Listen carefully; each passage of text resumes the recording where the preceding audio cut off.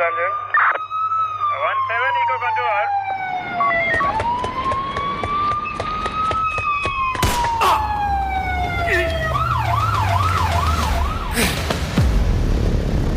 আধার রাতের শহরে ফিসফিসিয়ে চলে যাত্রা, শুধুই ঝুঁকি নেওয়ার রহস্যের ছলে। আপনি কি গোয়েন্দা গল্পের ভক্ত? শুরু হোক তদন্ত, এ খেলা সর্বনাশী, সব মিথ্যের বাজিমাত, গোয়েন্দার বাঁকা হাসি। জমে উঠুক রোমাঞ্চ, বিভিন্ন অজুহাতে এসেছে আবার নতুন গল্প নিশিডাকের রাতে। নমস্কার বন্ধুরা, নিশিডাক গল্পের আড্ডায় আমি জয়দীপ আরও একবার তোমাদের সবাইকে স্বাগত জানাই।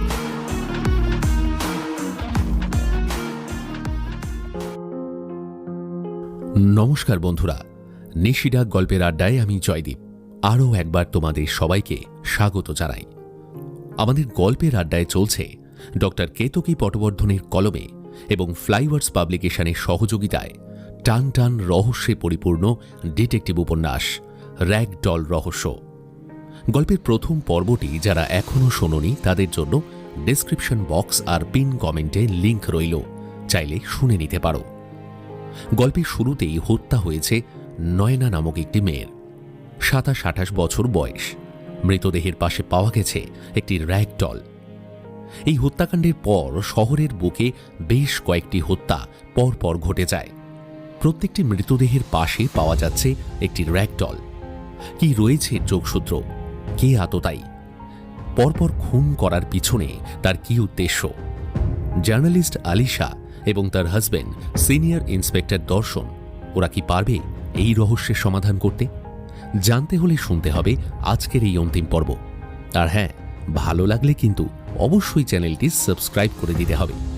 তো চলো আর দেরি না করে শুরু করা যাক নিশিডাক গল্পের আড্ডায় আজকের বিশেষ নিবেদন র্যাগডল রহস্য অন্তিম পর্ব।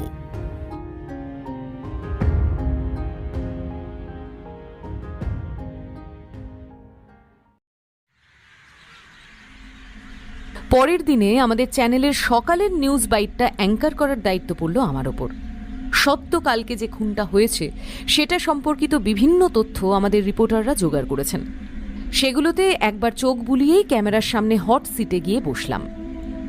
সুপ্রভাত, সকলকে স্বাগত জানাই 9টার খবরে। আজকে সকাল থেকেই আমাদের ছোট্ট শহরটা কেঁপে উঠেছে একজন যুবতী মহিলার নির্মম রহস্য মৃত্যুতে।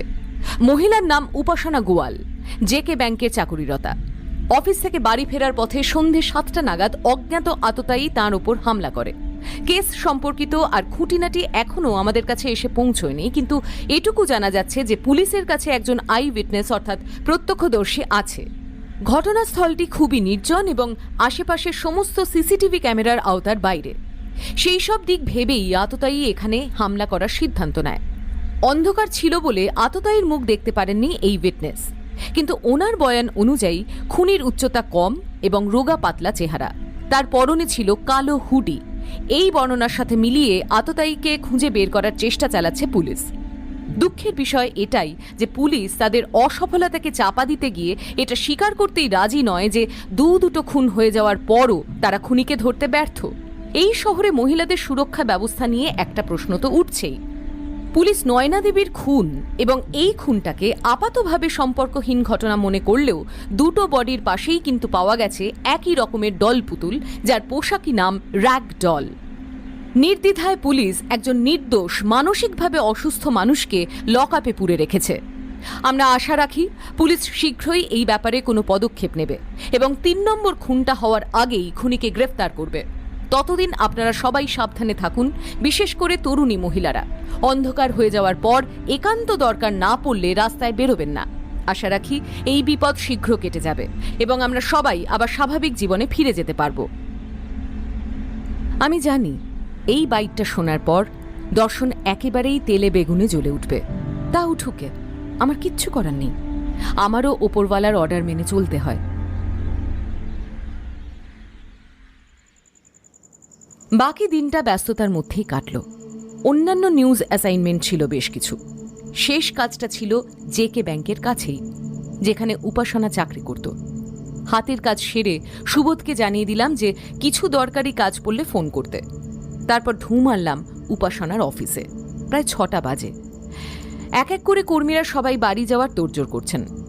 এদের মধ্যে একজন তরুণী দরজা ঠেলে বেরিয়ে নিজের গাড়ির দিকে হেঁটে গেলেন। আমিও আমার গাড়িতে স্টার্ট দিয়ে তার পিছু নেওয়া শুরু করলাম। 10 মিনিট মতন ড্রাইভ করে আমরা যে জায়গায় পৌঁছলাম সেটা একটা রেসিডেন্সিয়াল সোসাইটির পার্কিং লট। আমি এলিভেটর অবধি ওনাকে ফলো করলাম।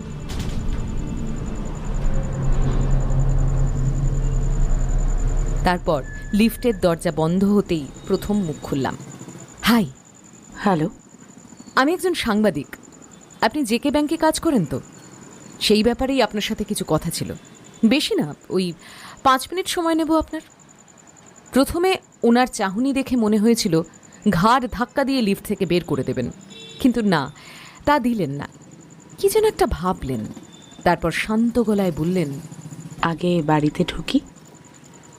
আমরা গিয়ে বসলাম ওনার বাড়ির লিভিং রুমে।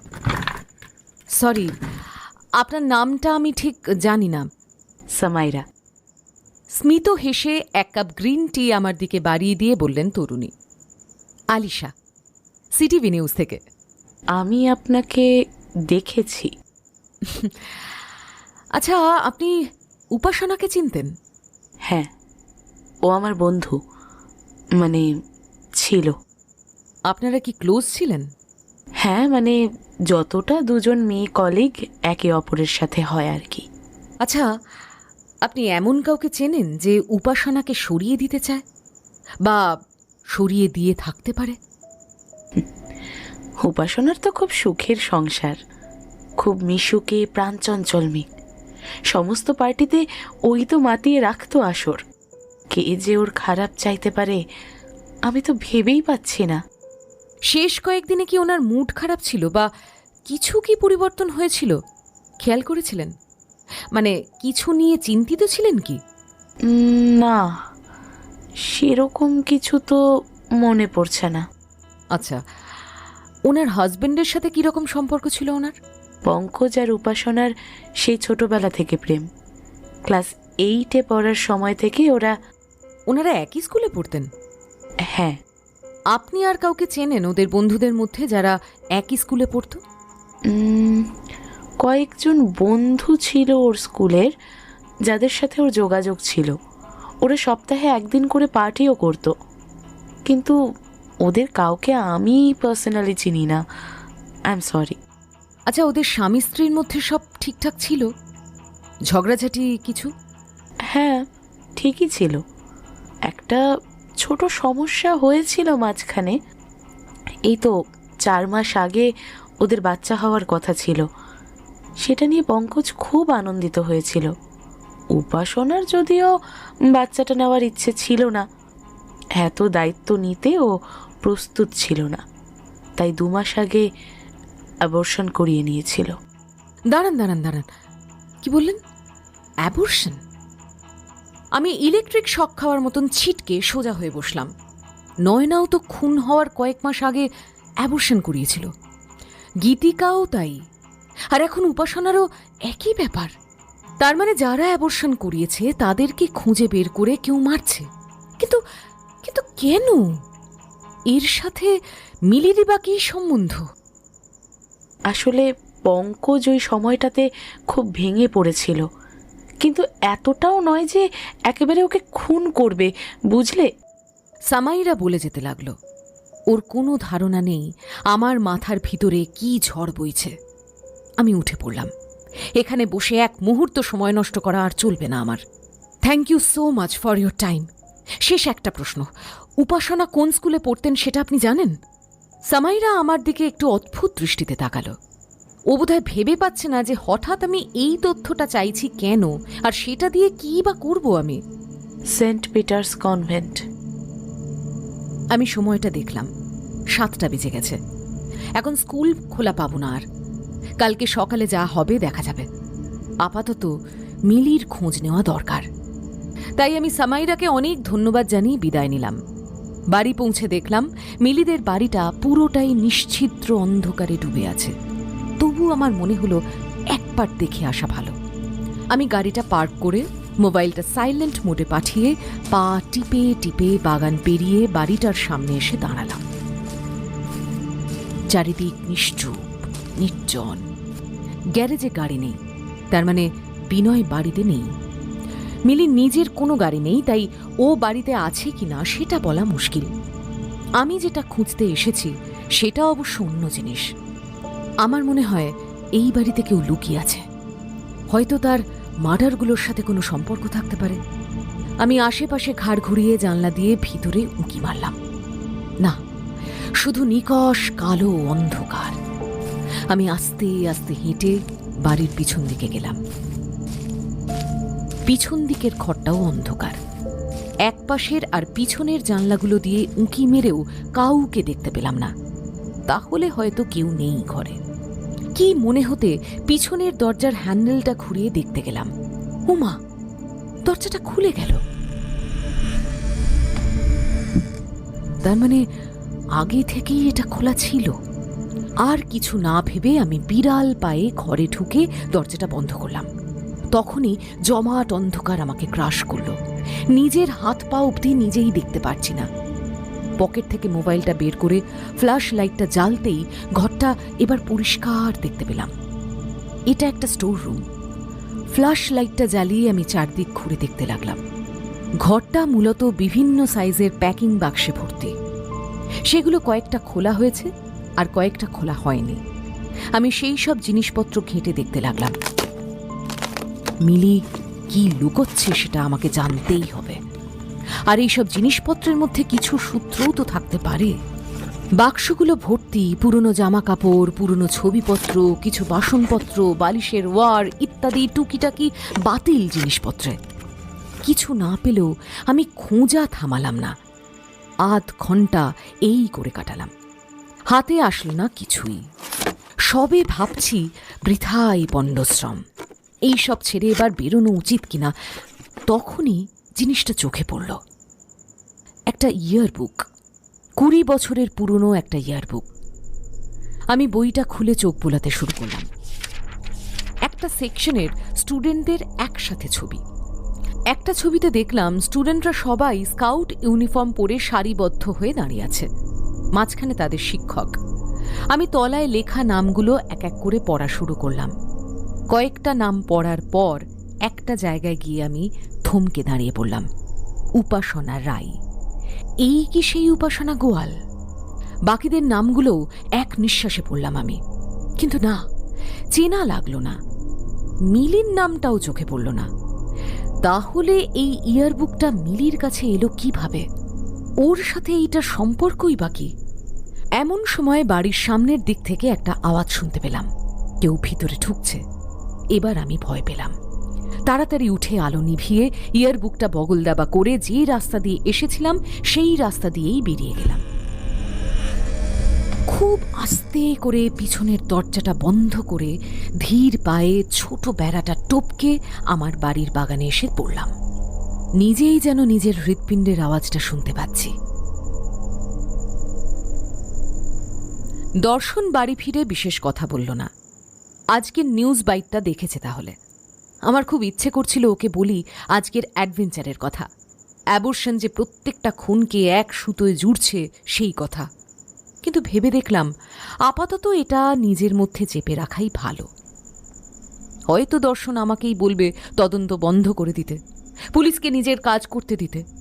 আমি যখন এত দূর একাই এসেছি তখন এর শেষ না দেখে তো আমি ছাড়ব না।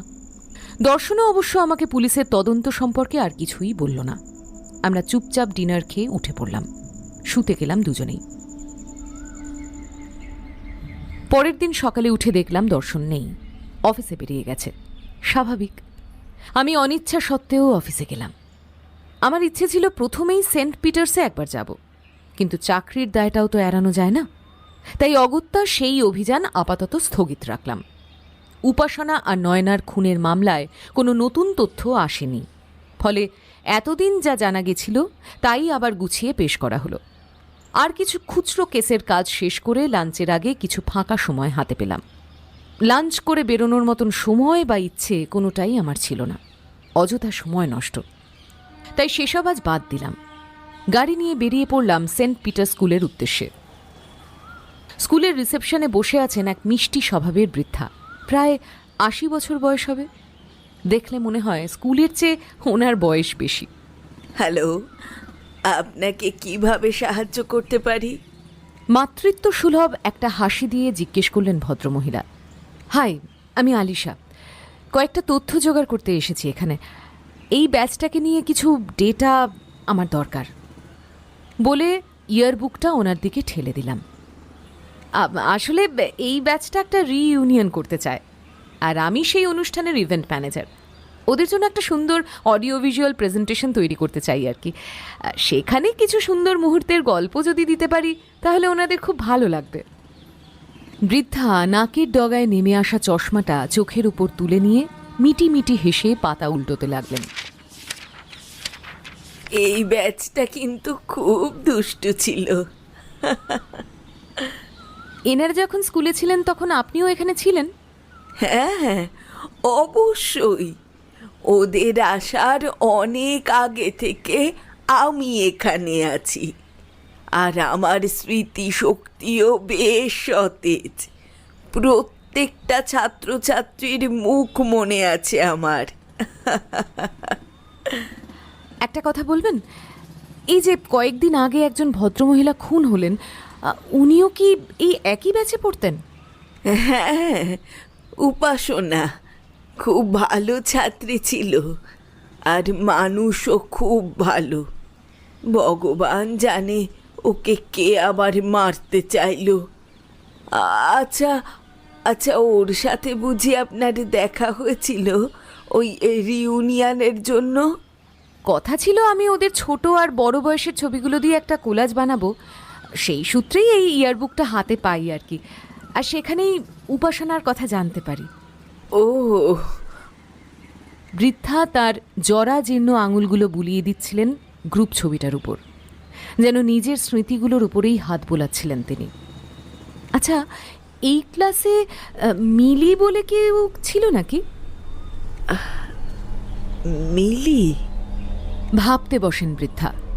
আমি বলতে গিয়ে এখন মনে পড়ল মিলির পুরো নাম বা পদবি কোনোটাই তো আমার জানা নেই।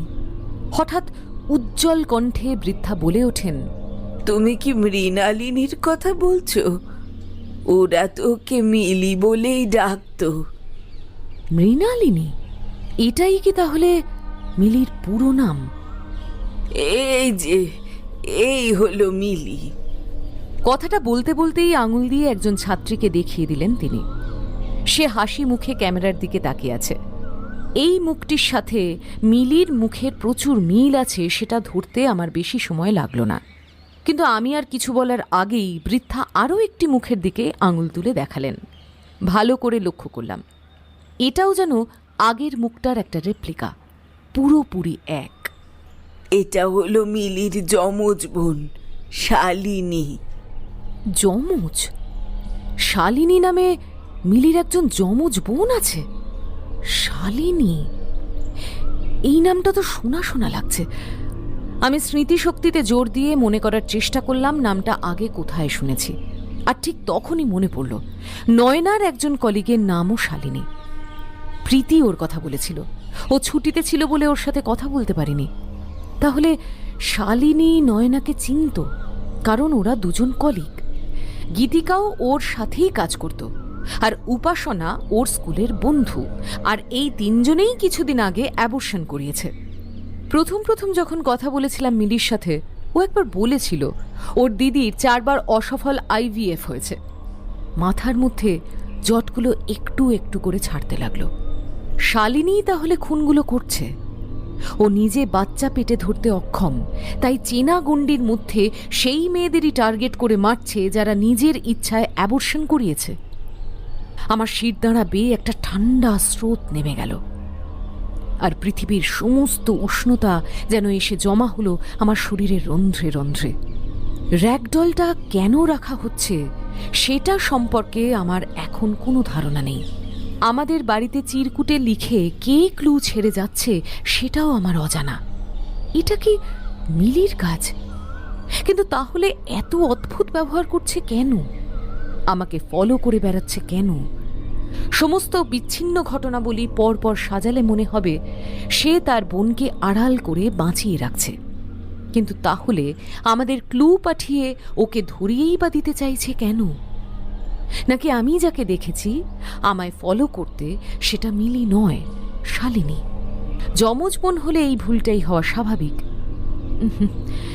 কিছুই মিলছে না শেষ পর্যন্ত গিয়ে, কিচ্ছু না। শুধু এটুকু নিয়ে কোনো সন্দেহ নেই যে পুলিশ যাকে খুঁজে হন্যে হচ্ছে সেই আততায়ী শালিনী, সেই খুনি, ঘাতক সিরিয়াল কিলার। এই শালিনী গীতিকা, নয়না আর উপাসনাকে খুন করেছে। আর কারুর ক্ষতি করার আগেই ওকে আটকাতেই হবে। আর সেটাই করতে গেলে মিলির সাহায্য লাগবেই। একবার আমার মনে হলো দর্শনকে ফোন করে সবটা জানানো দরকার। আমি যা যা জানতে পেরেছি এই শেষ দুদিনে সব কিছু। কিন্তু যে কোনো কারণেই হোক মন চাইল না ফোনটা করতে। পুলিশ ঠিকভাবে তদন্ত করবে বলে আমার মনে হয় না। ওর ওপরওয়ালারা যে কোনোভাবেই এই সিরিয়াল কিলিংয়ের খবরটা চাপা দিতে চান।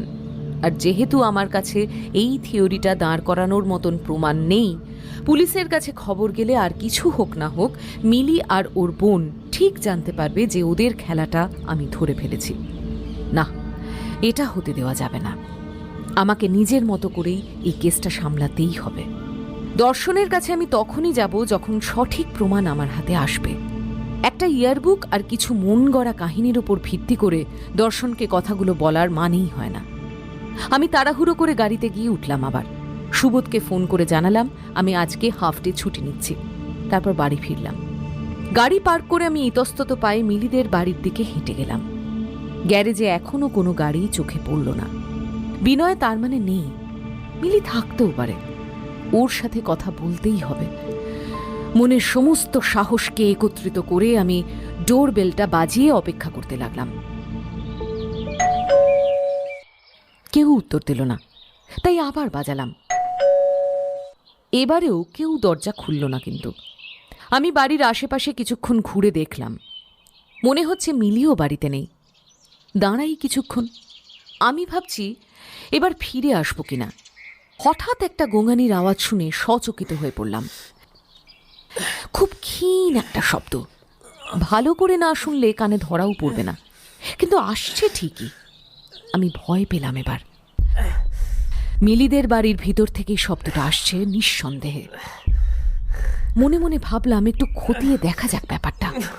আগের দিনের মতোই বাড়ির পাশ দিয়ে হেঁটে পিছন দিকে গেলাম। চারদিক বেশ শান্ত। আমি পিছনের দরজার হাতলটা ঘোরাতেই এবারেও খুলে গেল। আগের দিন রাত ছিল, কিন্তু আজকে দিনের আলো ঝলমল করছে। বাড়ির ভিতরটা ততটা অন্ধকার লাগছে না। সেই স্টোররুমটা দিনের আলোতে অন্যরকম লাগছে। আমি ঘুরে দেখলাম জায়গাটা। আজকে ঘরটা বেশ পরিষ্কার। গতকাল এইসব জিনিসপত্র ঘাঁটাঘাঁটি করতে গিয়ে এলোমেলো হয়ে গেছিল মনে আছে। মিলি কি গুছিয়ে রাখলো তাহলে? ও কি বুঝতে পেরেছে এই কাজটা আমার? ভেবেই আমার গায়ে কাঁটা দিয়ে উঠল। আমি এখন জানি ওর বোন কতটা নৃশংস হতে পারে। মিলি নিজেও যে খুব একটা ভালো মানুষ হবে না সেটা আর বলে দিতে হয় না। আমি আলতো পায়ে ঘুরে ঘুরে বাড়ির ঘরগুলো দেখতে লাগলাম। প্রথমে লিভিং রুম, তারপর রান্নাঘর, তারপর প্রথম যে বেডরুমটা আছে সেখানে গিয়ে ঢুকলাম। সব ঠিকই আছে, কিন্তু কি জানি কিসের খোঁজে এরকম ভূতের মতন একটা বাড়িতে ঘুরে বেড়াচ্ছি। তবে একটা গোঙানির আওয়াজ যে আমি পেয়েছি এতে কোনো সন্দেহ নেই। একদম শেষের বেডরুমটাতে পৌঁছে দরজাটা খুলতেই একটা প্রচন্ড চিৎকার আমার গলাটা ঠেলে বেরিয়ে এলো। চেয়ারে বসে আছে একটা মানুষ। তার হাত শক্ত করে দড়ি দিয়ে বাঁধা, মুখে ঠুসে দেওয়া একটা কাপড়ের টুকরো। আমাকে দেখে এসে আরো দ্বিগুণ চিৎকার করতে আরম্ভ করলো। নিজেকে ছাড়িয়ে নিতে চাইল দড়ির বেষ্টন থেকে।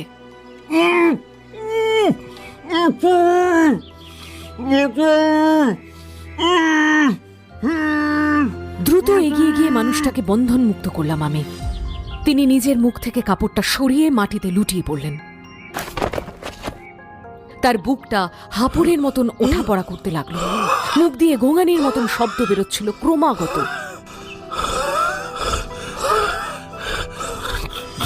জল, একটু জল, জল। দৌড়ে গিয়ে রান্নাঘর থেকে এক গ্লাস জল নিয়ে এলাম। এখন মানুষটা দেওয়ালের এক কোণায় পিঠ ঠেকিয়ে বসে আছেন। এক চুমুকে পুরো গ্লাসের জলটা শেষ করলেন তিনি। আমি একটু অপেক্ষা করলাম, যতক্ষণ না ওর নিঃশ্বাস প্রশ্বাস স্বাভাবিক হচ্ছে।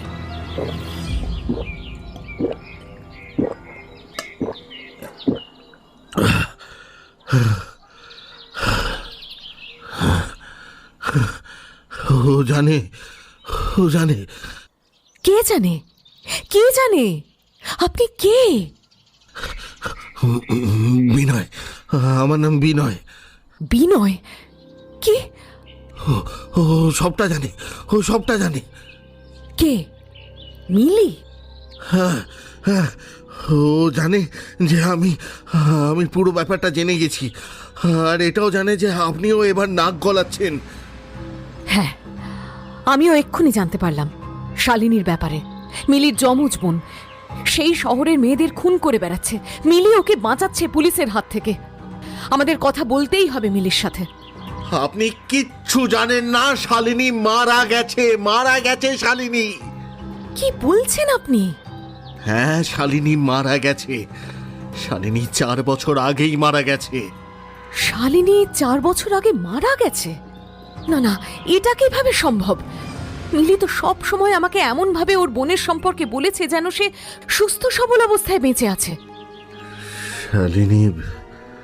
শালিনী সত্যিই মারা গেছে, আর তারপর থেকেই মিলির মধ্যে এই স্প্লিট পার্সোনালিটি বলে রোগটা দেখা দিয়েছে।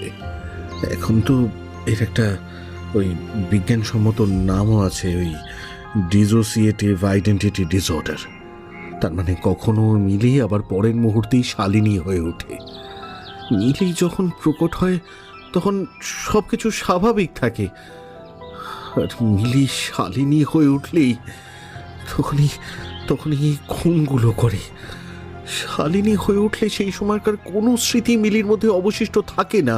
ও নিজেও এটাই ভাবছে যে শালিনী সবাইকে খুন করে বেড়াচ্ছে, আর ও মানতে নারাজ যে শালিনী মৃত মারা গেছে ও। আর এই খুনগুলো যে আসলে ও নিজেই করছে সেটাও বুঝতে পারছে না মিলি। কি বলছেন আপনি? আমি তো কিছুই বুঝতে পারছি না। নয়না যে অফিসে চাকরি করত, শালিনী তো এখনো সেই অফিসে যায়। আমি আপনাকে শুরু থেকেই সবটা বলছি। মিলি ওর বোনের সাথে খুব ক্লোজ ছিল, এই যমজ ভাই বোনেরা যেরকম হয় সেই রকমই। ওর বোনের ইনফার্টিলিটি ট্রিটমেন্ট চলছিল, আর সেটা নিয়ে খুব চিন্তিতও ছিল। ওর হাজব্যান্ড সেরকম কোনো গা করতো না এই ব্যাপারে, ওর সাথে হাসপাতালেও পর্যন্ত যেতে চাইতো না। মিলি ওর পাশে থেকেছে সেই সময়টা। দুর্ভাগ্যবশত শালিনী ডায়াগনস্টিক হিস্টেরোল্যাপ্রোস্কোপি করতে গিয়ে মারা যায়। ওর ইনফার্টিলিটির কারণ খুঁজে বার করতেই এই সার্জারিটা করা হচ্ছিল। একেবারে হঠাৎ করেই চলে গেল জানেন। মানুষটা এই ছিল, হাসি ঠাট্টা করছিল, আর হঠাৎ করেই জানা গেল সে আর নেই। মিলি ওই ট্রমা থেকে কোনোদিনই বেরিয়ে আসতে পারেনি। শালিনীর বর তো হাসপাতালে মুখ দেখাতেও এলো না একবার, ওর মৃত্যুর পরেও না। দোষ সব পড়ল গিয়ে মিলির উপরে। ওনাকে শালিনীকে এইসব ট্রিটমেন্ট করাতে জোর করেছে, আর মিলির চোখে দোষী হলো শালিনীর হাজব্যান্ড। ওর উপর খুব রেগে গিয়েছিল মিলি। আমার মনে হয়েছিল সময়ের সাথে সাথে এই ঘটনার উপর প্রলেপ পড়বে, কিন্তু সেটা আর হলো কই। মিলির ব্যবহার আর মানসিক অবস্থা দুটোরই খুব তাড়াতাড়ি অবনতি হতে লাগলো। তারপর ঘটনার চক্রে শালিনীর হাজব্যান্ড ও ইহলোক ত্যাগ করলেন। পুলিশ মৃত্যুর ছানবিন করতে গিয়ে বলল ব্যাপারটা আত্মহত্যা। কিন্তু আমি জানি এর পিছনে মানুষের হাত ছিল, মিলির হাত ছিল। পুলিশ প্রথমে সেই দিকে সন্দেহ করলেও কিছুই প্রমাণ করতে পারল না। সেই প্রথমবার আমি বুঝতে পারলাম মিলি স্প্লিট পার্সোনালিটি ডিসঅর্ডারে ভুগছে। কিন্তু কিন্তু ও আমাকে বলেছিল আপনার সাথে ওর বিয়ে হয়েছে 1 বছর আগে। ওর এক্স হাজবেন্ড নাকি সুইসাইড করেছিল। আমাদের বিয়ে হয়েছে প্রায় 5 বছর হতে চলল। যার কথা আপনাকে মিলি বলেছে সেটা ওর এক্স হাজবেন্ড নয়, সেটা শালিনীর হাজবেন্ড। মিলি নিজেকে এতদিনে বুঝিয়ে পড়ে নিয়েছে যে সেই শালিনী আর তার হাজবেন্ড ওই লোকটা। ওর মাঝে মাঝে কনফ্যাবুলেশন হয়, মানে ও যখন শালিনী হয়ে ওঠে ওই সময়টার কথা ওর কিছুই মনে থাকে না। তাই ওই ফাঁকা সময়টুকু ওর মন নিজের মতো করে স্মৃতি তৈরি করে ওর মাথায় পুড়ে দেয়, আর ওর সেগুলো ধ্রুব সত্য বলেই মনে হয়। ও বিশ্বাস করে যে ওর এক্স হাজব্যান্ড আত্মহত্যা করেছিল আর আমাদের বিয়ে হয়েছে এই 1 বছর আগে। এই পুরো স্মৃতিটাই ওর মন করা ঘটনা মাত্র। শালিনী যে অফিসে কাজ করে সেটাও কি তাহলে মিথ্যে? শালিনী কখনোই ওখানে কাজ করতো না আর করেও নি। ওটা মিলিরই কাজ। শালিনীর নাম ভাঙিয়ে ওই অফিসে কাজ করত। শালিনীর পরিচয়পত্র দেখিয়েই কাজটা পেয়েছিল মিলি। আর ওরা যেহেতু যমজ বোন, কারোর বাপের সাধ্য নেই যে কে শালিনী আর কে মিলি সেটা খুঁজে বার করে। যখন মিলি হয়ে ওঠে তখন অফিস থেকে ছুটি নিয়ে বাড়িতে বসে থাকে, আবার শালিনীর সত্তায় ফিরে গেলে প্রতিদিন অফিস যায়। ওর সাইকিয়াট্রিক রিপোর্টটাও আমাকে এইচআরের কাছে জমা দিতে হয়েছে। ওরা জানে না যে ওর রোগটা আসলে কি, কিন্তু সেটা নিয়ে ওদের কিছু সমস্যাও নেই। আমি বুঝতেও পারিনি যে এই রোগটা এতটা মারাত্মক হতে পারে যে অন্য মানুষের জীবন নিয়ে ছিনিবিনি খেলতে শুরু করবে মিলি। আপনারা আর কোনো মেডিকেল সাহায্য নেননি? হ্যাঁ, নিয়েছি বই কি। ওই তো একজন সাইকিয়াট্রিস্টের কাছে দেখাতে যেতাম, কিন্তু ডাক্তারবাবুর বক্তব্য ছিল মিলির অবস্থা নাকি খুবই সঙ্গীন। হয়তো ওর দেখা কেসগুলোর মধ্যে সবচেয়ে কঠিন কেস এটা। আমার এতে কোনো অসুবিধা ছিল না। আমার বউয়ের শরীর খারাপ করলে আমাকেই তো দায়িত্ব নিতে হবে, কিন্তু ও যে এতটা ভয়ঙ্কর হয়ে উঠবে তা আমি স্বপ্নেও ভাবিনি। কোনো মহিলা যদি অ্যাবর্শন করাতে চায় আর সেই কথা যদি মিলির কানে যায় তাহলে ও আগ্নেয়গিরির মতো ফুটে ওঠে রাগে। ও শালিনীর কথা মনে পড়ে যায় তখন, যে সন্তানের আশায় লড়াই করতে করতে পৃথিবী ছেড়ে চলে গেল। সেই রাগেই বোধহয় খুনগুলো করে মিলি। এটা আপনি আগে থেকে জানতেন? আপনি পুলিশে কিছু জানাননি কেন? আমি প্রথমে ব্যাপারটা আজ করতে পারিনি। গীতিকার খুনটা তো সুইসাইডই বলেছিল পুলিশ, শালিনীর হাজব্যান্ডের মতো। দুবারই আমার সন্দেহ হয়েছিল মিলির উপর, কিন্তু আবার পিছিয়ে এসেছিলাম এটা ভেবে যে মিলি এ কাজ করতে পারে না। নয়না মারা যাওয়ার পর আমার ধারণা বদ্ধমূল হলো। আমি আপনার হাজব্যান্ডকে সাবধান করে দিতে চেয়েছিলাম যাতে আর কোনো খুন হওয়ার আগেই ওকে ধরতে পারেন আপনারা। আমি চিরকুট লিখে ক্লু রেখে এসেছিলাম আপনাদের বাড়িতে। দ্বিতীয় খুনটা যখন হলো তখন থেকে ক্লু রেখে যেতাম। শেষ পর্যন্ত একদিন আর থাকতে না পেরে মিলিকে চেপে ধরলাম। ওইসব ব্যাপারে প্রশ্ন করতেই মিলির একেবারে ভুল পাল্টে গেল। ও কেমন ভয়ঙ্কর রকমের ভায়োলেন্ট হয়ে উঠলো, আপনি বিশ্বাস করতে পারবেন না। সেই রাতেই আপনি বাড়ি এসেছিলেন। আমি তখন থেকে বাধা পড়ে আছি এইখানে। আওয়াজ করে আপনার দৃষ্টি আকর্ষণ করাটাই আমার লক্ষ্য ছিল। সেদিন রাতে যখন ওর বাড়িতে গিয়েছিলাম এই কারণেই মিলি তাহলে এত অদ্ভুত ব্যবহার করছিল। তার মানে যে আওয়াজটা আমি বেরোনোর ঠিক আগে শুনেছিলাম সেটাও আমার মনের ভুল নয়। আপনার গাড়িটা কোথায়? আপনি কিছু কাজ করেন নিশ্চয়ই। মিলি এই ব্যাপারে খুবই সাবধানী। আমার গাড়িটা অনেক দূরে কোথাও একটা পার্ক করে রেখেছে। আমার বসকেও জানিয়ে রেখেছে যে আমার শরীর খারাপ, তাই ছুটিতে আছি, যাতে আমাকে কেউ খুঁজতে না আসে। আমি বিস্ময়ে হতবাক হয়ে চুপ করে বসে রইলাম। জানি না কি বলবো, কিন্তু অবাক হওয়ার এখনো আরো অনেক কিছু বাকি ছিল। বিনয় বলল, আমাদেরকে তাড়াতাড়ি কিছু একটা করতে হবে ম্যাডাম। আমি জানি ওর পরের টার্গেট কে। কি বলছেন? কে পরের টার্গেট? সেসব বলছি আপনাকে। আপাতত আপনি ওকে আটকানোর একটা ব্যবস্থা করুন প্লিজ। বিনয় খাটের একটা ধার ধরে কোনো রকমে উঠে দাঁড়ালেন। উনি হাঁটতে পারবেন বলে মনে হচ্ছে না, কিন্তু ঘটনা প্রবাহ যেদিকে গড়াচ্ছে, দ্রুত একটা ব্যবস্থা না করলে আরও একটা বাজে ঘটনা ঘটে যেতে পারে, তাতে কোনো সন্দেহ নেই। আমি ড্রাইভ করছি, আপনি চলুন আমার সাথে। আমার হাতের উপর ভর দিয়ে হাঁটতে সাহায্য করলাম ওনাকে গাড়িতে বসিয়ে নিয়ে ড্রাইভিং সিটে বসে স্টার্ট দিলাম গাড়িতে। বিনয় যেদিকে বললেন গাড়ি আমি সেদিকে নিয়ে গেলাম। পরবর্তী ভিকটিম কে? হ্যাঁ, ও আপনি তাকে চেনেন না? ওর গলার আওয়াজটা একটু যেন অন্যরকম লাগছিল। সেটা কি শরীর ভেঙে পড়েছে বলে, নাকি অন্য কোনো কারণে? 15 মিনিট কেটে গেছে, আমরা এখনো রাস্তায়। গাড়ি চলছে অজানার উদ্দেশ্যে। আমরা শহরের প্রায় শেষ প্রান্তে এসে উপনীত হয়েছি। আমরা যাচ্ছি কোথায়? বাদিকে ম্যাডাম। বিনয় যে রাস্তার কথা বলছেন সেটা একটা কাদা ভর্তি কাঁচা রাস্তা, যেখানে জঙ্গলের পাদদেশ গিয়ে মিশেছে। এখানে ঘরবাড়ি একেবারেই কম। এটাই কি ঠিক রাস্তা? এটা তো একদম শহরের শেষ রাস্তা। হ্যাঁ হ্যাঁ ম্যাডাম, আমি জানি এটাই রাস্তা। মিলিকে এইখানেই পাওয়া যাবে। ওনার কথা শুনেই আমি গাড়িটা চালিয়ে দিলাম সেই মেঠো রাস্তায়। রাস্তাটা ধরে আর কিছুটা এগিয়েই আমরা গাড়ি থামালাম একটা ভাঙাচোরা পোড়ো বাড়ির কাছে।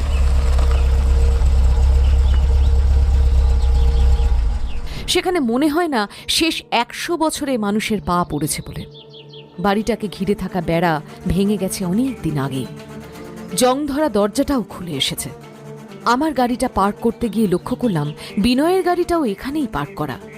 তার মানে মিলি এখানেই আছে।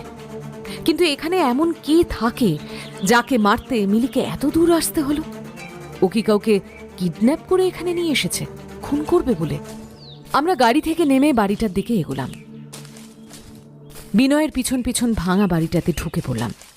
চারিদিকে মাকড়সার জাল, সেসব সরিয়ে ঢুকলাম। একটা রেলিংহীন ভাঙা সিঁড়ি বেয়ে উঠলাম একতলায়। পিছনের দিকের কিছু দেওয়ালও দেখলাম ধসে পড়েছে। এতক্ষণে আমার একটু ভয় লাগতে শুরু করলো। এইখানে ঢোকার পর আমার বিনয়ের মতিগতি দেখে একটু যেন সন্দেহ হচ্ছে।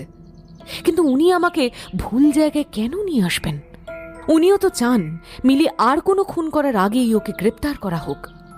বিনয় কোথায় গেলেন দেখতে চারপাশে ঘুরতেই দেখলাম এই বিশাল দৈত্যের মতন বাড়িটাতে আমি সম্পূর্ণভাবে একা। বিনয়কে কোথাও দেখা যাচ্ছে না। বিনয়, বিনয়! শুধু শুকনো পাতার মর্মর আর আমার প্রতিধ্বনিত কণ্ঠস্বর ছাড়া আর কোনো শব্দ পেলাম না। এবার আমার বেশ ভয় করতে শুরু করেছে। বিনয় কি করতে চান আমার সাথে? এইভাবে আমাকে একা ফেলে রেখে যাওয়ার মানে কি? ওকে অন্ধের মতন বিশ্বাস করাটা কি আমার উচিত হয়নি? কিন্তু বিশ্বাস না করবার মতন কোনো কাজ তো উনি করেননি। মিলির সম্পর্কে উনি যা যা বললেন সেগুলো সবই তো ছকে মিলে যাচ্ছে। তাহলে এইসব ভাবতে ভাবতে আমি ইতস্তত পায়ে একটা ঘরে ঢুকে পড়লাম। এরপর মুহূর্তের ভগ্নাংশে যেটা ঘটল সেটার জন্য আমি একেবারেই প্রস্তুত ছিলাম না। দুজোড়া হাত যেন অন্ধকার থেকে জন্ম নিয়ে আমাকে টেনে নিল ঘরের ভিতরে। আমি চিৎকার করার আগেই আমাকে ঠেলে বসিয়ে দেওয়া হলো একটা ধাতব চেয়ারের উপর। আর কিছু বুঝে ওঠার আগে আমাকে বেঁধে ফেলা হলো শক্ত করে। একটু পরেই বুঝতে পারলাম এই দুজোড়া হাতের মালিক দুজন মানুষ, মিলি আর বিনয়। এখন ওরা দাঁড়িয়ে আছে আমার সামনে। দুজনের মুখেই যুদ্ধ জয়ের হাসি। এসব এসব কি চলছে? এসব কি করছেন? আমাকে আমাকে বাঁধছেন কেন?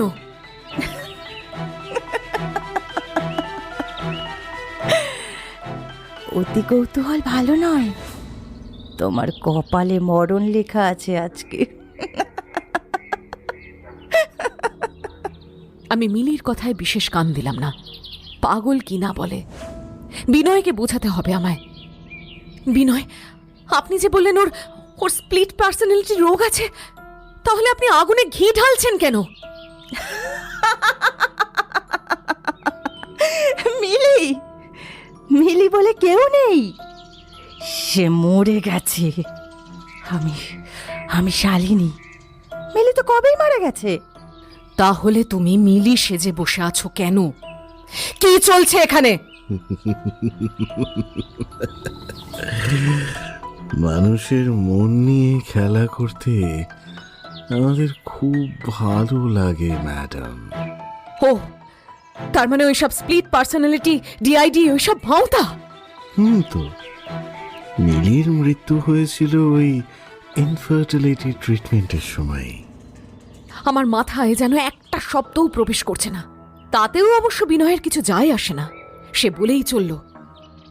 মিলির খুব খারাপ লাগতো জানেন, ওর হাজবেন্ড ওকে যেভাবে এড়িয়ে চলতো সেটা ওর পছন্দ ছিল না। সন্তান পেটে ধরতে গিয়ে ও প্রায় মৃত্যুর সাথে লড়াই করে বেঁচে ফিরেছিল, আর সেটার পরেও ওর হাজবেন্ডের এই ব্যাপারে কোনো গা পর্যন্ত ছিল না। ওকে শাস্তি দেওয়ার দরকার তো ছিলই। ভগবান আমাদেরই বেছে নিয়েছিলেন ওকে উচিত শিক্ষা দেওয়ার জন্য। আমরা দুজনে একসাথে ওকে খুন করি আর মৃত্যুটাকে এমন ভাবে সাজাই যেন মনে হবে এটা আত্মহত্যা। সেই থেকেই জানেন তো, সেই থেকেই নেশা লেগে গেল জানেন তো ম্যাডাম, খুন করার নেশা। পুলিশ তো আমাদের টিকিটাও ছুঁতে পারল না, আর সেটা দেখে বুঝলাম যে কাজটা আমাদের করে যেতে হবে। তাই আমরাও ঠিক করলাম যে যেটা আমাদের আনন্দ হয় ঠিক সেইটাই করব। বেছে বেছে খুন করব, উচিত শাস্তি দেব। কাকে মারা হবে সেটা ও ঠিক করত। প্রকৃতির বিরুদ্ধে গিয়ে ভগবানের দানকে অস্বীকার করে ওরা ভুল করেছে, ভুল। তাই আমরা যেরকম পরিকল্পনা করতাম সেই অনুযায়ী খুন করতাম আমি। বিনয়ের কর্কশ গলায় ক্ষমতার অহংকার ঝিলিক মারল। আমি ভেবেই পাচ্ছি না এরপর কি বলবো। শুধু ভালো লাগে বলেই মানুষ খুন করবে, আর ওদের মনে হয় ওরা কিনা ঈশ্বরের কাজ করছে। গীতিকার ওপর রাগটা কখন হলো জানো? যখন শুনলাম ও বাচ্চা নিতে চায় না। তাই তো ওকে মরতেই হতো। কড়া ঘুমের ওষুধ মুঠো মুঠো করে ওকে খাইয়ে দিলাম। পুলিশও কিচ্ছু সন্দেহ করলো না। করে থাকলেও প্রমাণ কিছু করতে পারবে না। আমরা তো খুব সাবধানী, তাই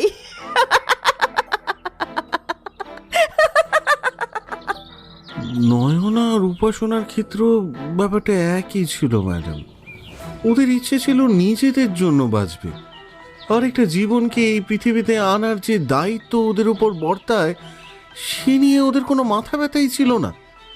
ওদেরও শাস্তি দেওয়াটাই দরকার ছিল, তাই দিয়েছি।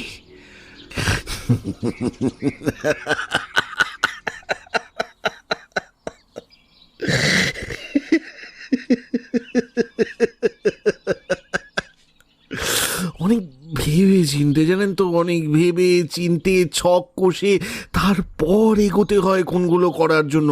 আর বিশ্বাস করুন খুন করার পরে অনেক কাজ থাকে ম্যাডাম, অনেক কাজ। খুন করলেই হয়ে যায় না, সব প্রমাণ লোপাট করা তো আর চারটিখানি কথা নয় বলুন।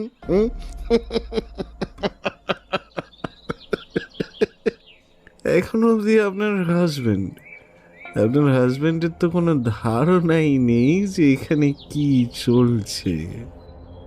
আমার হাজবেন্ডকে নিয়ে বিনয়ের কি সমস্যা? মাস সুইসাইড সম্পর্কে আমি আগে পড়িনি, কিন্তু এটা দেখে মনে হচ্ছে ওরা সেরকমই কোনো একটা রোগে ভুগছে। দুজনেই একই মাত্রায় পাগল। র‍্যাগডলটা রাখা হচ্ছিল কেন? আমার মায়ের প্রতি সম্মান জানানোর জন্য। মা ওই রকম পুতুল বানাতো জানেন নিজের হাতে। অনেক চেষ্টা চরিত্র করে বিয়ের প্রায় 15 বছর পর আমি হই। নিজেদের প্রজনন ক্ষমতাকে অবহেলা করেছে বলেই ওই খারাপ মেয়েগুলোর পাশে ওই র‍্যাগ ডলটা রেখে এসেছিলাম আমি। আমাকে কেন ধরে আনলে তোমরা? আপনার কি মনে হয় ম্যাডাম, সম্পূর্ণটাই কি একটা কাকতালীয় ব্যাপার যে হঠাৎ একদিন আমরা আপনাদের বাড়ির পাশে এসে থাকতে শুরু করলাম?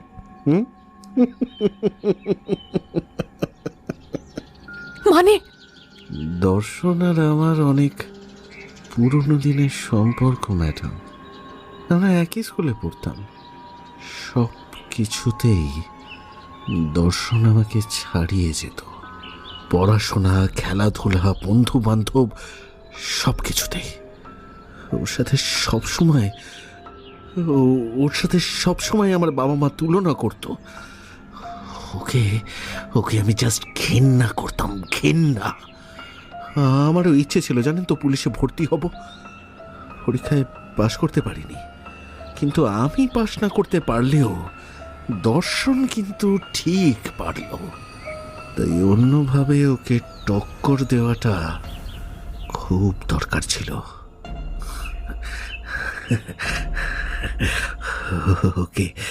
ওকে এইভাবে হেরে যেতে দেখে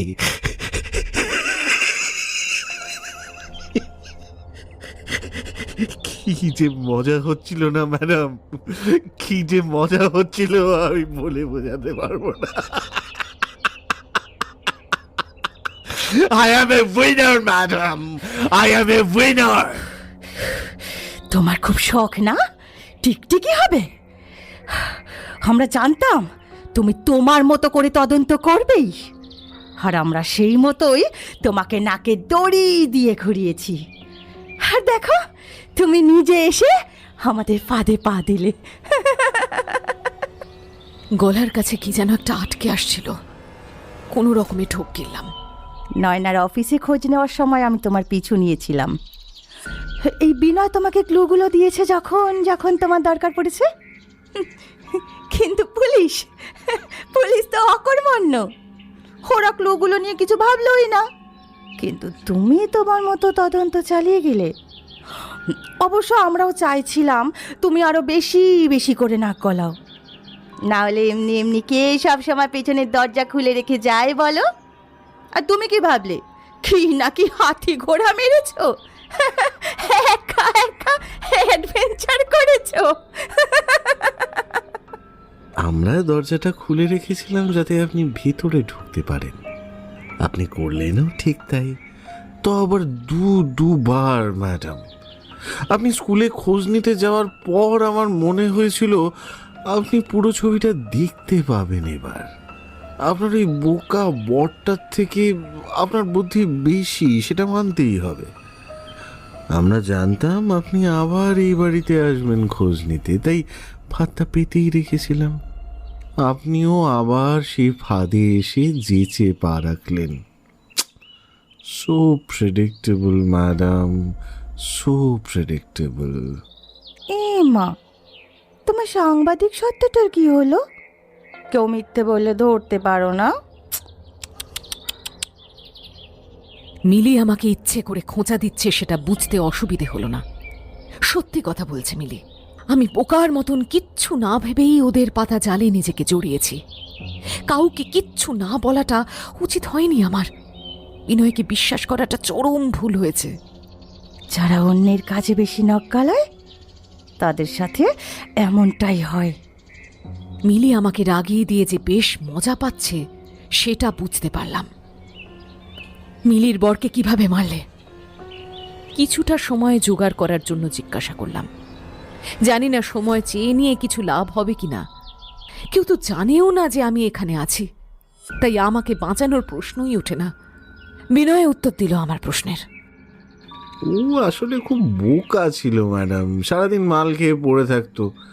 আমি ওকে বললাম আমার সাথে দুপাত্তর চড়াও। ঘুমের ওষুধের একটা পুরো স্ট্রিপ ঢেলে দিলাম ওর গ্লাসে, সবার চোখের আড়ালে অবশ্যই। ব্যাস, আয়েশ করে শেষ বুটটুকু গলায় ঢেলে সেই মহাশয় যে শুতে গেলেন আর জীবনে ওঠেননি। বউ আগেই মারা গিয়েছিল। বউয়ের শোকে পাগল হয়ে আত্মহত্যা করেছে, এটা চাওর করতে খুব বেশি সমস্যা হলো না ম্যাডাম। তার মানে গীতিকা আর মিলির বরকে মেরে সুইসাইড হিসেবে প্রমাণ করলে তোমরা, আর তারপর থেকে শুরু হলো নিজের হাতে খুন, তাই না?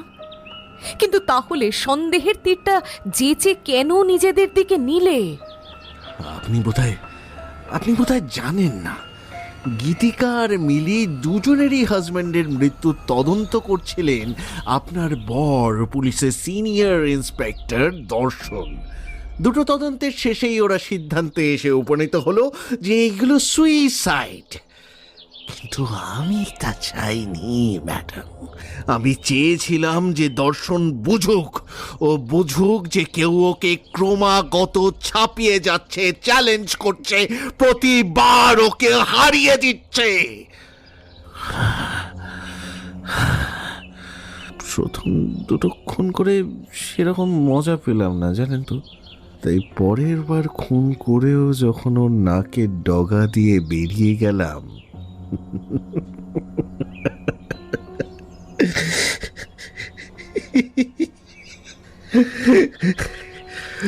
তখন তখন খুব সুখ পেয়েছিলাম ম্যাডাম, সত্যি। শিকাগো স্ট্র্যাংলারের নাম শুনেছ?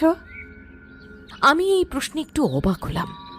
শুনেছি ঠিকই, কিন্তু হঠাৎ এই প্রসঙ্গ আসছে কোথা থেকে? 2001 সাল থেকে প্রায় 50 জন মহিলাকে খুন করে কুখ্যাত এই শিকাগো স্ট্র্যাংলার। সাধারণত কালো চামড়ার যৌনপল্লীর মেয়েদের বেছে নিয়ে সে খুন করত। কিভাবে খুন করতো জানো? শ্বাসরোধ করে খুনগুলো করতো সে। যেভাবে সে ভিকটিমদের বেছে নিত, সেটা দেখে মনে হয় কিছু একটা কারণ ছিল খুন করার পেছনে। ওকে কেউ কোনোদিন ধরতে পারেনি, তাই কেন খুন করতো সেটা জানাই যায়নি। হয়তো নিজের মা কালো চামড়ার মানুষ বলে, বা হয়তো যৌনকর্মী বলে, বা হয়তো ছোটবেলাটা নরকের ওই আগুনে পুড়তে পুড়তে কেটেছে বলে।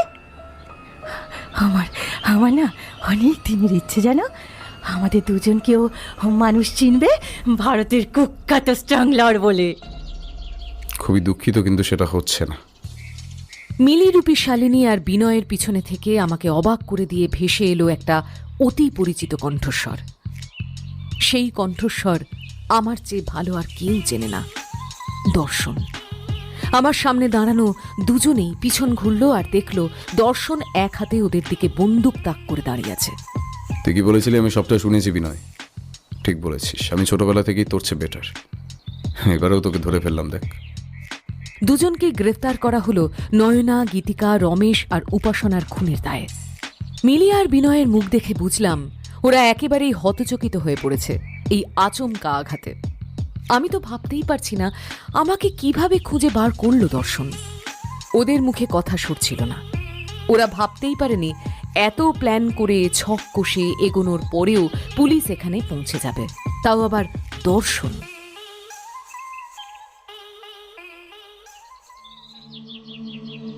হয়তো আমাকে গল্প শোনাতে ওরা এত ব্যস্ত ছিল যে পুলিশের গাড়ির আওয়াজ ওরা টেরই পায়নি।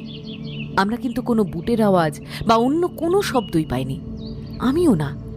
কিছুক্ষণের মধ্যে পুরো জায়গাটা ঘিরে ফেলল অস্ত্রশস্ত্রধারী আর্মির দল। ওদের দুজনকে হাতকড়া পরিয়ে নিয়ে যাওয়া হচ্ছিল। ওদের মুখে যে অভিব্যক্তি দেখলাম সেটা আমার সারা জীবন মনে থাকবে। দর্শন আমার বাঁধন খুলতে সাহায্য করল। সে কিছু বলল না, কোনো প্রশ্ন করল না। অবশ্য আমিও উত্তর দেওয়ার অবস্থায় নেই, কারণ আমি এতটাই হতবাক যে যুক্তিযুক্তভাবে চিন্তা করা বা স্পষ্টভাবে কথা বলা আমার পক্ষে সম্ভব নয়। আমার প্রতিবাদ সত্ত্বেও আমাকে হাসপাতালে চেকআপের জন্য নিয়ে যাওয়া হয় এবং একাধিক পরীক্ষা ও চেকআপের পর অবশেষে আমাকে ছেড়ে দেওয়া হয়। দর্শন আমাকে নিতে এসেছিল। হাসপাতাল বিল্ডিং থেকে বেরিয়ে আমি ওকে দেখতে পেয়ে দৌড়ে যাই। সে আমাকে শক্ত করে জড়িয়ে ধরে। সেদিনও ঠিক সময়ে না পৌঁছলে কি যে হতো সেটা ভেবেও নিশ্চয়ই ভয় পেয়েছে। গাড়িতে বাড়ি ফেরার পথে আমাদের মধ্যে কথা হয়নি, তবু এই নীরবতাটা খুব ভালো লাগলো। অনেক সান্ত্বনাদায়ক, আরামদায়ক। বাড়িতে পৌঁছে আমি হট শাওয়ার নিয়ে আমাদের লিভিং রুমের সোফায় এসে বসলাম। দর্শন আমার জন্য এক কাপ গরম কফি তৈরি করে আনলো। দর্শন সোফার অপর প্রান্তে বসে। অবশেষে আমি সেই প্রশ্নটা করি যা ঘটনার পর থেকেই আমার মাথায় জ্বলছিল। তুমি আমাকে কিভাবে খুঁজে পেলে? আমি তোকে অনুসরণ করছিলাম। তার মানে কি? আমি তো কখনো তোমাকে আমার পিছু নিতে দেখিনি। প্রথম খুনের পর থেকে আমি জানতাম তুমি নিজে তদন্ত করবে। আমিও তদন্ত করতে চেয়েছিলাম, কিন্তু আমার সিনিয়রদের স্ট্রিক্ট অর্ডার ছিল আমি যেন নিজে থেকে কিচ্ছু না করি। তাই আমি তোমার পথ অনুসরণ করার সিদ্ধান্ত নিয়েছিলাম। আমি তোমার পার্স আর গাড়িতে একটা ট্র্যাকিং এবং অডিও রেকর্ডিং ডিভাইস লাগিয়েছিলাম, তাই তুমি কখন কি করছো, কোথায় যাচ্ছ, সবটাই জানতে পারতাম। এটাই শেষ পর্যন্ত তোমাকে বাঁচিয়ে দিয়েছে। কিন্তু রেকর্ডারের জন্য ধন্যবাদ। আমরা বিনয় এবং শালিনীর পুরো স্বীকারোক্তি রেকর্ডে পেয়েছি। তার মানে তুমি জানতে যে আমি উপাসনার স্কুলে গিয়েছিলাম? আমি সব জানতাম। আমি জানি তুমি স্কুলে গিয়েছিলে, আমি জানি তুমি শালিনী এবং বিনয়ের বাড়িতে গিয়েছিলে, আমি এও জানি তুমি তাকে খুঁজতে তাদের বাড়িতে ফিরে গিয়েছিলে দ্বিতীয়বার, এবং তারপর আমি বুঝলাম সে তোমাকে কোথাও নিয়ে যাচ্ছে। যখন আমি শুনলাম বিনয় তোমাকে মিলির স্প্লিট পার্সোনালিটি এবং অন্যান্য কথা বলছে, আমার মনেই হয়েছিল এগুলো সব আজে বাজে কথা। তাই যখন তোমরা ওই বাড়ির উদ্দেশ্যে রওনা দিলে, আমি জানতাম আমাকে হস্তক্ষেপ করতে হবে। আমি পুরো পুলিশ ব্যাকআপ টিম নিয়ে তোমার গাড়ির পিছু নিয়েছিলাম সাবধানতার জন্য। ভাগ্যিস নিয়েছিলাম। যাক, অবশেষে রহস্যের সমাধান হয়েছে। এবার আমি দর্শনের দিকে তাকিয়ে হাসলাম। আমার একটা আইডিয়া আছে। সেই রাতে আমার বিশেষ অনুরোধে আমি আমাদের প্রাইম টাইম নিউজের সংবাদ পাঠক, আমি ক্যামেরার মুখোমুখি হওয়ার জন্য প্রস্তুত হই এবং ক্যামেরার রোলিং শুরু হলো। শুভ সন্ধ্যা। আজ আমরা আপনাদের জন্য শহরের হতবাক করা খুনের মামলায় একটি যুগান্তকারী খবর নিয়ে এসেছি। নয়না সেহগাল, 30-এর কোঠায় একজন মহিলা কয়েকদিন আগে শ্বাসরোধে খুন হয়েছিলেন। এরপর আরেকজন তরুণী উপাসনা গোয়েল, একটি বেসরকারি ব্যাংকের কর্মী, একইভাবে খুন হন। পুলিশ প্রথম খুনের পর একজন ভিখারিকে গ্রেপ্তার করেছিল এবং দ্বিতীয় খুনের সময় তারা তীব্র সমালোচনা এবং নিন্দার শিকার হয়েছিল। তারা মেনে নিতে নারাজ ছিল যে এটা সিরিয়াল কিলিংয়ের কেস। দুজন ভিকটিমের পাশেই একটা করে র্যাগ ডল পাওয়া যাওয়ায় সিরিয়াল কিলার তত্ত্ব আরও জোরদার হয়েছিল। দেখা গেল গল্পে একটা মোড় আছে। পুলিশের একটা মাস্টার প্ল্যান ছিল। এই মাস্টার প্ল্যানের নেতৃত্বে ছিলেন সিনিয়র ইন্সপেক্টর দর্শন বর্মা এবং তাঁর টিম। টিমের গোপনীয়তা এত ভালোভাবে বজায় রাখা হয়েছিল যে গোপন এজেন্টদের ছোট দলের বাইরে কেউ এই পরিকল্পনা সম্পর্কে জানত না। পুলিশ জানত যে ভিখারি মানুষটি নির্দোষ, ওরা একজন সিরিয়াল কিলারের সাথে মোকাবিলা করছে। আর তারা এটাও জানত যে সেই সিরিয়াল কিলার যতটা বিপজ্জনক ততটাই বুদ্ধিমান, তাই তাকে হাতে নাতে ধরতে গেলে সেটা করতে হবে কোনো অসতর্ক মুহূর্তে। একজন ভিখিরিকে গ্রেপ্তার করা, দুটো খুনকে বিচ্ছিন্ন ঘটনা বলে ঘোষণা করা সবই ছিল মাস্টার প্ল্যানের অংশ। খুনি যখন অসতর্ক হয়ে পড়েছিল তখন পুলিশ একজন গোপন এজেন্ট নিয়োগ করে। তিনি দুটো খুনের তদন্তই শুরু করেন নিজের মতো করে। সেই তদন্তের সূত্র ধরেই দুজন কালপ্রিটের জবানবন্দি রেকর্ড করা হয় গোপনে। স্বীকারোক্তির সময় এই অপরাধী দম্পতি আরও দুটি খুনের কথা স্বীকার করেছিল, যেগুলো আগে আত্মহত্যা বলে রায় দেওয়া হয়েছিল। সেই মামলাগুলো পুনরায় তদন্ত হবে কথা দিয়েছে পুলিশ প্রশাসন। তাই পুলিশ মোট 4টি খুনের জন্য স্বামী স্ত্রী বিনয় এবং শালিনী সাহাকে গ্রেফতার করেছে। এই দম্পতি মানুষ খুন করে আনন্দ পায় এবং নিজেদের ঈশ্বর প্রেরিত বলে মনে করে, এবং যারা সদ্য অ্যাবর্শন করান সেই সব মহিলাদের শাস্তি দেয়। এটাই এই আপাত দৃষ্টিতে অসংলগ্ন খুনগুলোর পিছনের উদ্দেশ্য বলে মনে করা হচ্ছে। তারা এও স্বীকার করেছে যে তারা শিকাগো স্ট্রাগলারের দ্বারা অনুপ্রাণিত হয়েছিল, যাকে আজ পর্যন্ত ধরা যায়নি। তারা র্যাগডল রেখে যাওয়ার কারণটাও স্বীকার করেছে। এটা ছিল বিনয়ের নিজের মায়ের প্রতি শ্রদ্ধাঞ্জলি, যিনি দীর্ঘদিন বন্ধ্যাত্বের পর সন্তান ধারণ করেছিলেন। এই কারণে এই দুই অভিযুক্তই পুঙ্খানুপুঙ্খ মানসিক মূল্যায়নের মধ্যে দিয়ে যাবে। এখনও পর্যন্ত সবাই পুলিশের মসৃণ এবং দক্ষ অপারেশনের জন্য প্রশংসা করছে। পুলিশ আমাদের সবাইকে নিরাপদ পরিবেশ প্রদান করতে সফল এবং তারা সত্যিই ভালো কাজ করেছে। নতুন আপডেট আসার সঙ্গে সঙ্গে আমরা আপনাদের জানিয়ে দেব। ততক্ষণ শুভরাত্রি।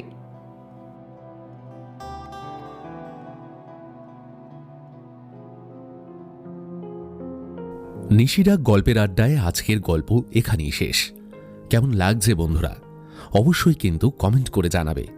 আর হ্যাঁ, নতুন বছরে একটা আবদার করি, প্লিজ চ্যানেলটা সাবস্ক্রাইব করে দিও। তোমরা গল্প শুনছো অনেকেই, কিন্তু চ্যানেলটা সাবস্ক্রাইব করছো না, প্লিজ করে দিও। সবাই ভালো থেকো। খুব তাড়াতাড়ি দেখা হবে নতুন আরেকটি দুর্দান্ত রহস্য রোমাঞ্চ গল্প নিয়ে, শুধুমাত্র নিশিরাগ গল্পের আড্ডায়। আজকের মতো বিদায়।